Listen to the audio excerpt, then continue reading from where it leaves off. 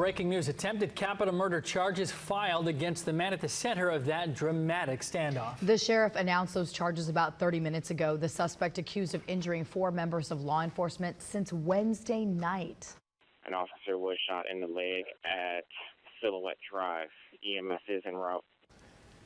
Okay, what you're listening to, that is emergency radio traffic as the standoff, it unfolded in Humble overnight.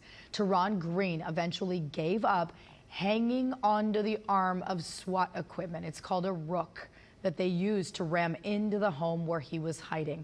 Now, all of this goes back to Wednesday night. ABC 13's Charlie Edsity begins our live team coverage from the Harris County Jail. Charlie, how did this all unfold since Wednesday?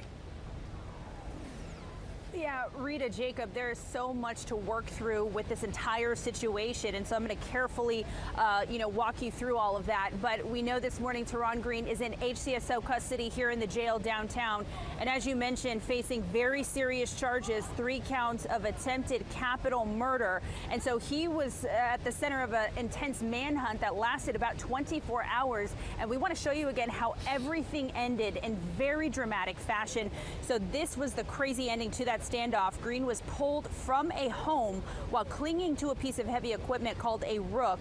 Now that was being used multiple times, the rook was, by law enforcement to basically punch a bunch of holes in the front of that home, tearing it apart, presumably trying to locate where the suspect was hiding inside that home. So the search for Green began back on Wednesday night when he was pulled over for speeding and allegedly shot an HCSO deputy multiple times before then taking off.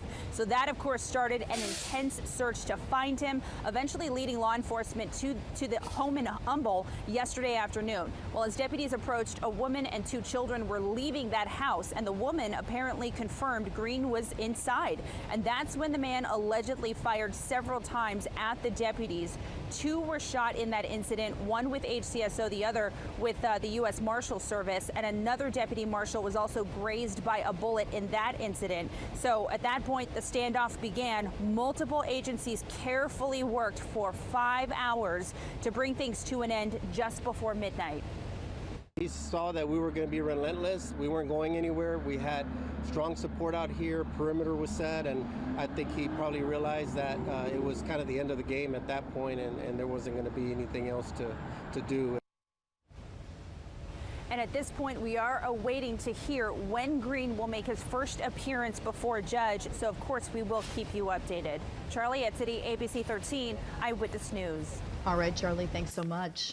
Well, the sheriff says that the deputy who was first shot on Wednesday is actually doing very well. Joseph Anderson, though, still listed in critical but stable condition. Sheriff Gonzalez says 3 other members of law enforcement injured last night are also expected to be okay. One was with the sheriff's office, 2 others with the U.S. Marshals Service. One of them, we're told, grazed by a bullet.